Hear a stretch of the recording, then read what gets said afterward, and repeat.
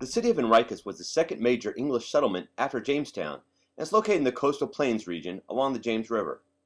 I'm David. And I'm Alfonso. And we're half the Virginia Trekkers. Unfortunately, Frank and Brad couldn't be with us today. But we decided to trek on, and today we're visiting the city of Henricus.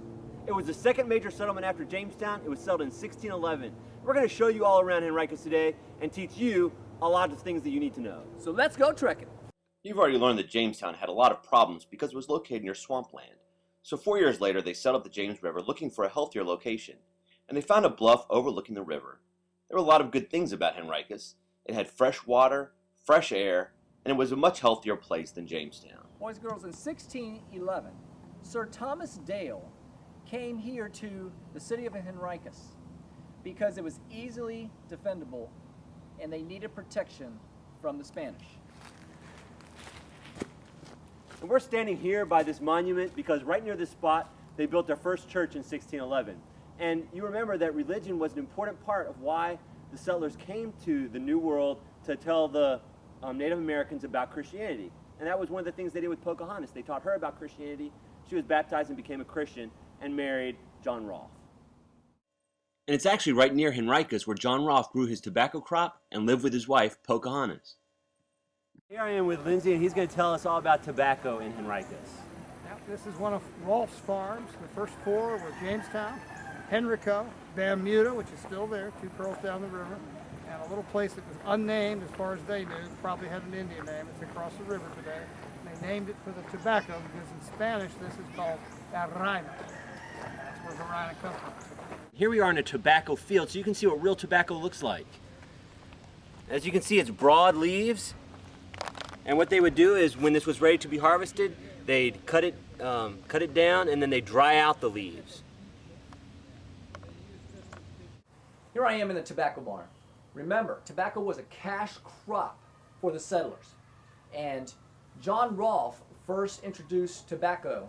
And once the tobacco was grown, it would become here inside the barn where it would be hung and dried for future use. Henricus was also the location of our first hospital. It was called Mount Maldady or Mount Maldady. All right, here we are outside the hospital. It's called Mount Maldady. It was the first hospital in the, well, what's now called the United States. It was the very first hospital we had. There wasn't really a hospital. It was basically just a place to take care of sick people. It had beds. Outside here, you can see they would grow herbs and things for medicine. And we're going to take you inside and show you some of those.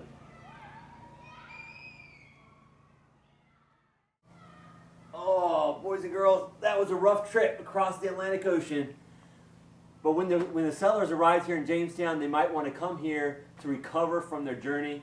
If people had a fever or something, they would come here to the hospital.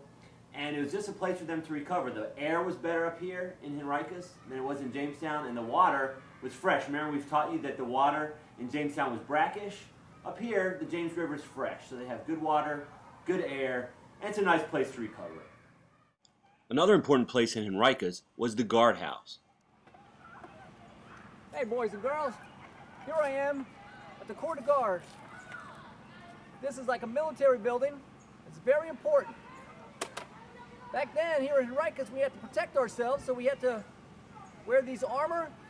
I had my trusty rifle, musket, and here I hold a piece of cloth because what we did with the Native American Indians is we did a lot of trading.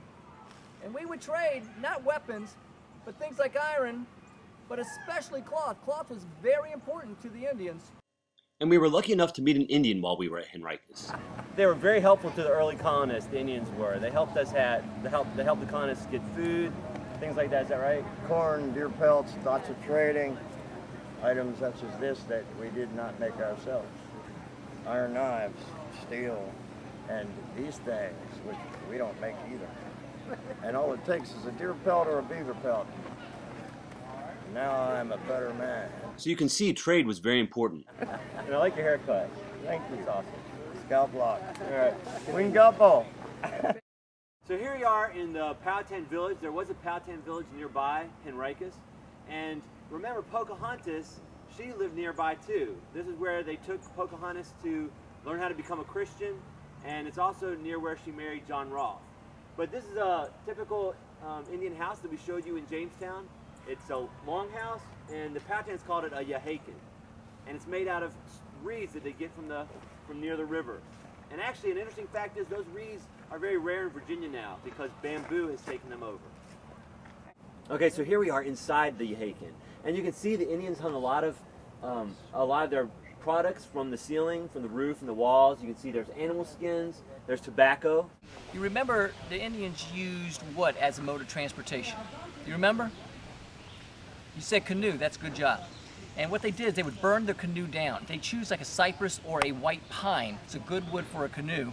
And then they bring it, they post it down here. They would set the part of it on fire. That would loosen up the, make it easier to scrape. And then they put the fire out. They would come and they would do some scraping, take all the excess out, push it to the side. They keep on scraping, and when they have to set it on fire again, they do that. They start scraping again. And eventually it would be hollowed out enough to set into the water, and it would float and be made for a canoe. And so once they're finished, this is what a finished canoe would look like. You can see how it's hollowed out. It's kind of tapered on the ends, and they have the netting for when they go fishing.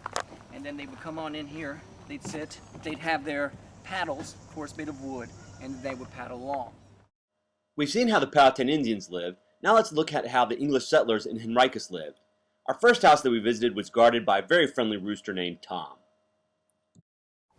All right, here we are in a house in Henricus. The same structure as we saw in Jamestown, the wattle and daub, is pretty much what they used. It really served as a great insulator. Later on, it became a little bit too hot. Heat was a problem for the settlers, so they changed the style of house, and it wasn't as insulated, but it kept it cooler.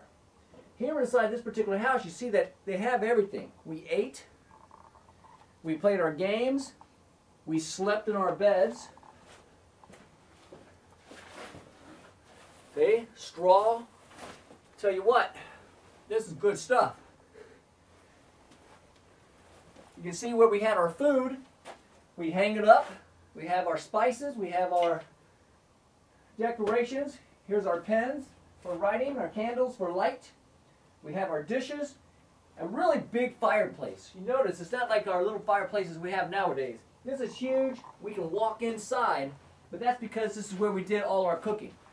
Take our food straight to our table, eat our dinner, go to bed, wake up the next morning, and do it all over again. Sounds like a great life. What do you think?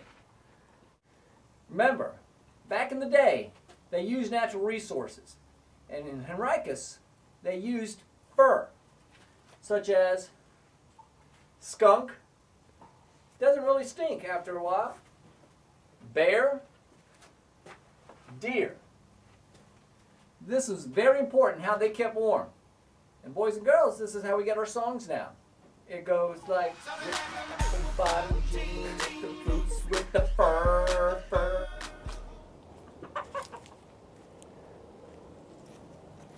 Remember, boys and girls, natural resources, chickens. They use them for the feathers, they use them for the eggs, and of course, for the meat.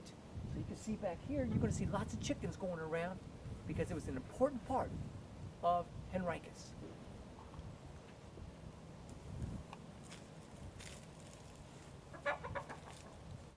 All right, now Fonzo's been telling you all about natural resources. They pretty much made all their own stuff, their own clothes, they made their own food, their own medicines. And here you see a garden. They would grow things like corn, squash, spinach, all those good vegetables that you need to eat. And even though we said Brad and Frank couldn't be with us on this trek, we found some old tapes. Everybody, right behind me you see the James River, and if you go underneath the Enon Bridge, you're going to end up in the Chesapeake Bay.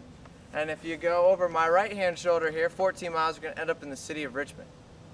Henricus used to be on an isthmus, which is a very thin strip of land, and you used to have to come all the way under the bridge here and go all the way around my thumb, and you would end up right there. Well, they decided that that was a really long way around Henricus, so what they did is they cut the thumb, or the isthmus, and made the Dutch Gap Canal, which makes it a whole lot quicker to get to the city of Richmond. All right, hey boys and girls, what we are seeing right now is the remains of the original Lightkeeper's house on Henricus. What this was, the lightkeeper would stay here with gas-powered lights, and it actually helped the ships navigate into and through the Dutch Gap Canal. Without a lightkeeper, the ships could easily run aground or even sink. So the lightkeeper was a very important job here at Henricus. Frank and Brad were telling you about the Dutch Gap Canal. Let me show you on this map how it was made. Here's the James River, and here's Henricus. Ships used to have to go all the way around Henricus, and that didn't make the sailors very happy. So they built the Dutch Gap Canal, and that was a huge shortcut. That made the sailors very happy. So I hope you learned a lot about Henricus on our trip. You should come visit here too someday.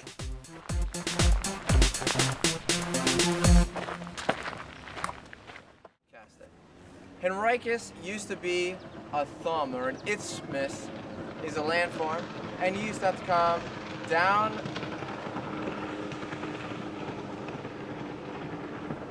See, they cut the thumb off so that jet skier wouldn't have to go all the way around Henricus anymore. Anyway. I'm David. And I'm Alfonso. And we're two of the Virginia Trekkers. That's right, I did say we were going to say that.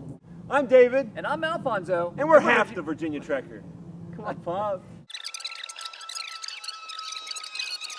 Easily defendable on all sides, pretty much. So we don't have to do any more of this podcast because he just gave you all the information. That's right. It's called summary. All right, boys and girls, here in Henricopolis. Henricopolis? Well, No, just call it Henricus. All right, here we are, Henricus. This is the way they used to dress, and we're going to explain why. Because they were some partying people. So let's go find out about their party style.